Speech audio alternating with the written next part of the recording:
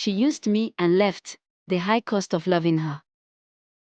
Port Harcourt bustled with its characteristic energy as Kiki Nepep whizzed past, honking amidst the chaos of impatient drivers. Obinna, a 25-year-old bespectacled man with a lanky frame, adjusted his glasses as he waited for his ride. The morning sun cast its golden glow on the streets, illuminating the dust-filled air and the vibrant colors of the vendors' stalls lining the road. He spotted a Kiki pulling up and quickly hopped in, squeezing into the tight space. Just as he settled in, the scent of lavender wafted past him, and he turned to see a young woman entering the Kiki. She had a natural beauty that stole his breath, her almond-shaped eyes sparkled even in the dim light, and her neatly plaited hair framed her face like a crown. Her shy smile, barely meeting his gaze, struck a chord deep within him. "Good morning," he ventured, his voice steady despite his racing heart. "Morning," she replied softly, her eyes quickly darting away from his. The Kiki moved forward, bouncing over the potholes, as Obinna tried to muster the courage to continue the conversation. Her calm demeanor contrasted the bustling city around them. From the brief exchange, he learned her name was Amoka, a 20-year-old medical student at the University of Port Harcourt. Though the conversation was short, interrupted by the jolt of the Kiki and her need to transfer to another ride, Obinna was captivated. When she mentioned needing to switch to another Kiki at the next stop, he seized the moment. "Can I have your number? Maybe we can talk later," he asked hesitantly, unsure if he was overstepping. Amoka hesitated, her gaze briefly meeting his before she nodded. She shared her number before stepping off. The sight of her walking gracefully toward her next ride lingered in Obinna's mind long after she had disappeared. That evening, Obinna stared at his phone, debating how best to reach out. After much deliberation, he typed a simple message: "Hi, this is Obinna from the Kiki earlier. I hope you got to class on time." To his delight, she responded quickly. Their exchange was polite at first, filled with small talk about the hectic life of Port Harcourt. Over the days that followed, their conversations deepened. Obinna found himself drawn to her intelligence and humility, while Amoka appreciated his genuine kindness and ability to make her laugh. When he suggested they meet for coffee, Amoka hesitated but eventually agreed. They met at a small cafe near her university, a modest place where they could talk without interruption. Amoka spoke passionately about her dream of becoming a surgeon and escaping the poverty that had defined her family's life. Her words were filled with determination and a hint of vulnerability as she described the struggles of balancing medical school and supporting her family. Obinna, who worked as a software developer and budding entrepreneur, shared his vision of creating tech solutions for Nigeria's challenges. His enthusiasm for his work and his dream of building something meaningful resonated with Amoka, sparking admiration in her. Leading to a blossoming romance overshadowed by the pressures of ambition and change, ultimately culminating in a heartbreaking proposal that challenges their relationship.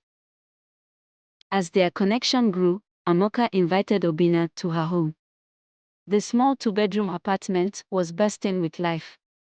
Her parents, younger siblings, and even a couple of cousins shared the space, their laughter and resilience making up for what they lacked in material wealth. Her father, a retired civil servant, was a proud but weary man who often expressed his love through stern advice. Her mother, a seamstress, juggled sewing contracts with managing the bustling household. Obinna was touched by the warmth and closeness of Amoka's family. He brought small gifts whenever he visited, bags of rice, toiletries, and sometimes books for the younger children. It was clear to him that Amoka's strength and determination came from this close-knit unit. Meanwhile, his parents, upon meeting Amoka, praised her ambition and humility, openly expressing their support for the relationship. The two quickly became inseparable. Their dates evolved from simple outings to more elaborate experiences as Obinna introduced Edora to a life she had never known. It was clear to everyone around them that Obina's feelings were genuine and deeply rooted. As their relationship blossomed, Obina took every opportunity to care for Amoka and her family. Understanding the immense financial burden her education placed on her parents, he took it upon himself to pay her tuition fees. Amoka initially protested, but Obina's insistence and heartfelt desire to support her dreams won her over. With Obina's help, Adora's life began to transform. She no longer needed to juggle multiple part-time jobs to make ends meet and could focus entirely on her demanding studies. For the first time, she could afford simple luxuries she had only dreamed of, like a second-hand car to commute to university, saving her the stress of multiple tricky rides. Obina didn't stop there. Knowing how much Amoko sacrificed to support her family, he made it a priority to lend a hand. He frequently delivered groceries to her home, surprising her parents with bags of rice, cartons of milk, and even special treats for her younger siblings.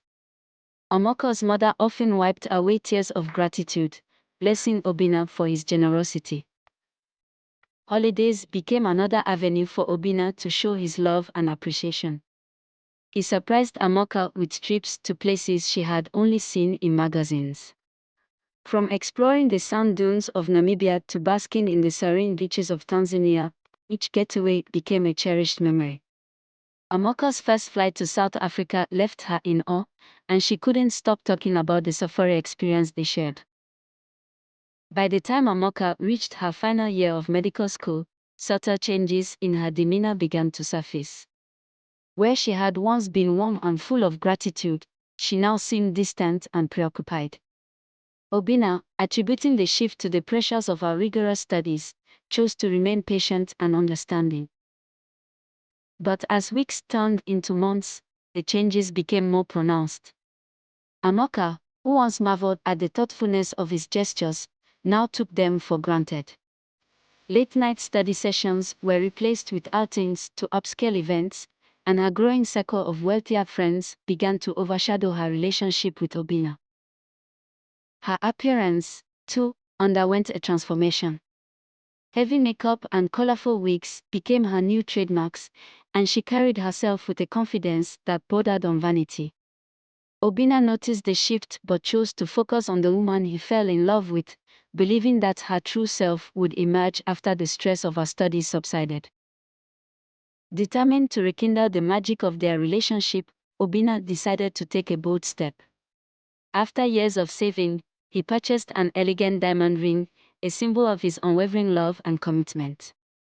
He planned an unforgettable evening at one of Port Harcourt's most luxurious restaurants, complete with a terrace overlooking the city skyline. With the help of Amoka's sisters and her best friend, the evening was meticulously planned.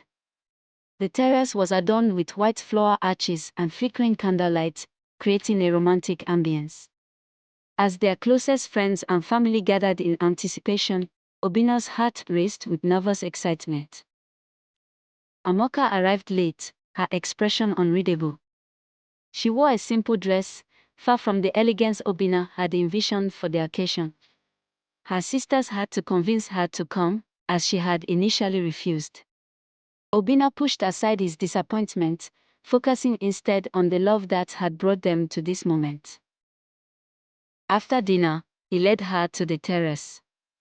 The murmurs of their guests grew quiet as Obina knelt down, holding out the ring. "Amoka, will you marry me?" he asked, his voice filled with hope. For a moment, time seemed to stand still. Amoka's expression remained unreadable as she stared at him. The crowd erupted into cheers, urging her to say yes. But instead of the joyous acceptance Obina had envisioned, her response left everyone stunned. "What are you doing?" she exclaimed, stepping back. "You must be mad." Obina froze, his heart sinking. "Amoka, please," he whispered, his voice trembling with emotion. "I can't do this," she said firmly, her voice echoing through the silent terrace. Turning abruptly, she walked away, leaving Obina kneeling in shock. The weight of her rejection crushed him, the dreams he had nurtured for years unraveling in a single moment of heartbreak.